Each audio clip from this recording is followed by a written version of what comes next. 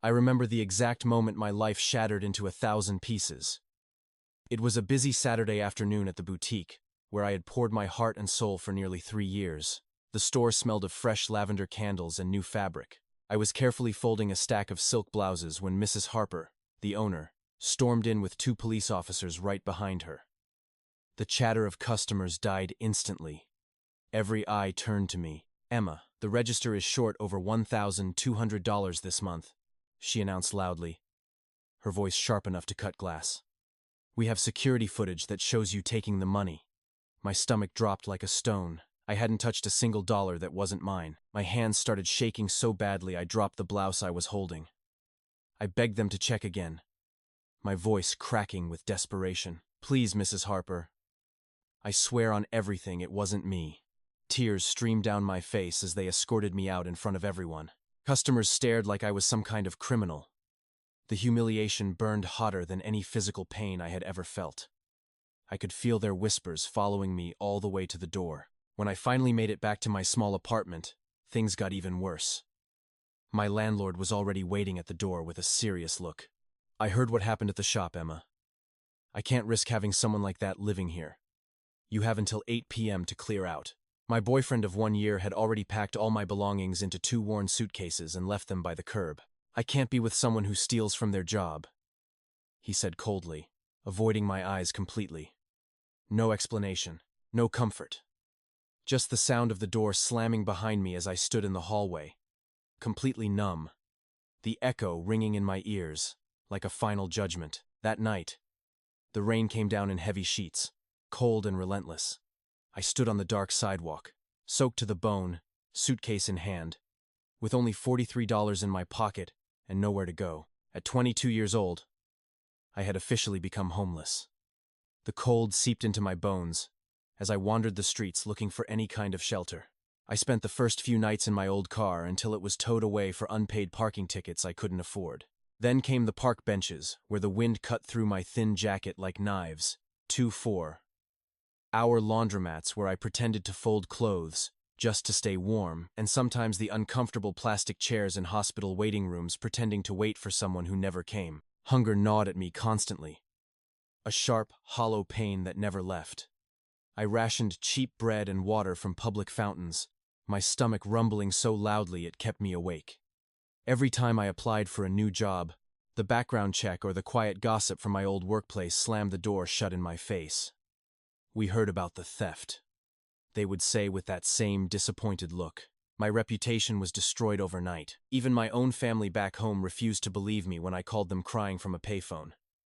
"You must have done something wrong," my mother said flatly. The betrayal from everyone I trusted cut deeper than the freezing nights and the empty stomach. For 3 agonizing weeks I lived like a ghost on the streets. The constant fear of danger, strange men watching me, the threat of being robbed or worse, the exhaustion that made every step feel like walking through mud, the way people looked at me with suspicion or pity, it slowly broke my spirit until I felt invisible, worthless, and utterly alone. I cried myself to sleep every night, wondering how my life had collapsed so completely in a single day. One freezing afternoon while using the free computer at the public library, my numb fingers scrolling desperately, something caught my eye. The listing read, "Historic Victorian house for sale. Only $5. Must pay back taxes and agree to occupy the property for at least 1 year. As is condition, no tire kickers." The photos showed a once beautiful but now neglected house with peeling white paint, overgrown vines climbing the walls, and broken shutters hanging like tired eyelids. It looked lonely and forgotten, just like me. With nothing left to lose and hope flickering like a dying candle, I used my last bit of money for a bus ticket and walked the remaining 2 miles in the cold. The real estate agent looked shocked when this disheveled, rain-soaked girl said she wanted to buy it. I handed over my last $5 bill with shaking hands and signed the papers right there on the hood of her car. For the first time in weeks, I had a roof over my head, even if it was falling apart at the seams. The house at 47 Oakwood Lane smelled strongly of dust, mold, and decades of abandonment. Floorboards groaned under every step, like they were complaining about my presence.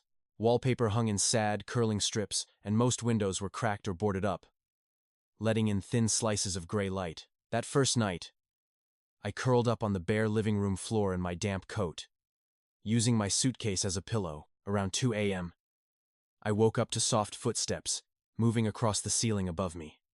Slow, deliberate, almost careful, like someone was trying not to wake me.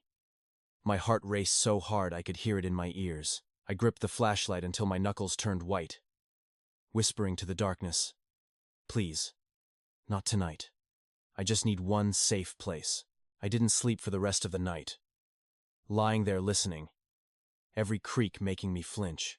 Over the following days and weeks, I threw myself into making the house livable, with whatever little money I could earn from odd jobs washing dishes at a nearby diner. I scrubbed layers of grime off the floors until my hands bled and my back screamed in pain from bending for hours. I patched holes in the walls with cardboard and duct tape, fixed broken stairs one nail at a time, and cleared out mountains of old newspapers and broken furniture.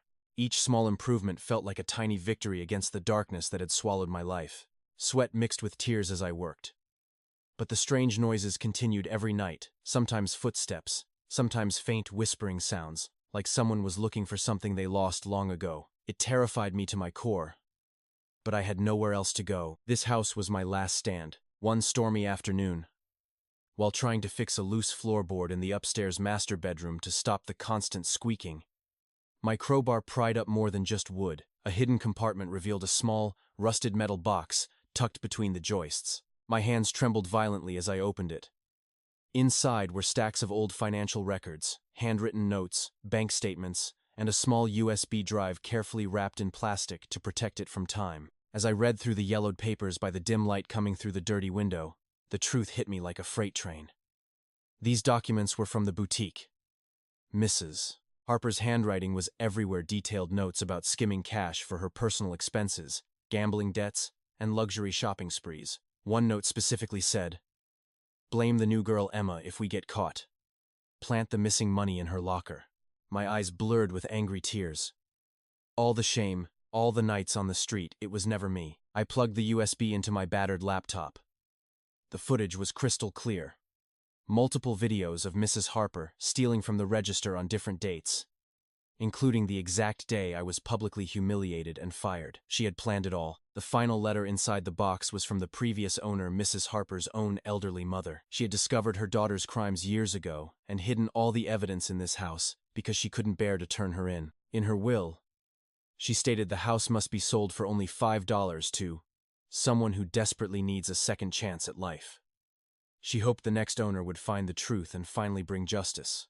The house wasn't random. It had been waiting for me. Tears poured down my face as I sat on the dusty floor, the rain hammering the roof like applause. The house hadn't just given me shelter, it had given me back my dignity and my name. I contacted a lawyer the very next morning. The evidence was ironclad. Mrs. Harper was arrested 2 weeks later. The boutique issued a public apology and paid me compensation for the damage they caused. I didn't go back to work there. Instead, with the settlement money, I finished restoring the beautiful Victorian house that had saved me. I painted the walls soft cream, replaced the broken windows with ones that let in golden sunlight, and planted flowers along the front porch where my suitcase once sat in the rain. Today I stand on that same front porch, the house glowing with fresh paint and new life around me. The creaking floors now feel like gentle reminders that truth always finds its way out of the dark, no matter how deeply it's buried. I'm no longer the broken, homeless girl crying in the rain with nothing but shame and a suitcase. I'm Emma, the girl who fought back with nothing but courage and an old house's secret. If you're out there right now, falsely accused, betrayed, with nowhere to go, and no one who believes you, don't give up. Sometimes the place that looks like complete ruin is actually where your redemption is hiding. Sometimes a $5 house holds the key to proving your innocence and rebuilding your entire life. Thank you for listening to my story. Never stop believing in the truth, even when no one else does. Because one day, the walls that sheltered you will speak, and they will set you free.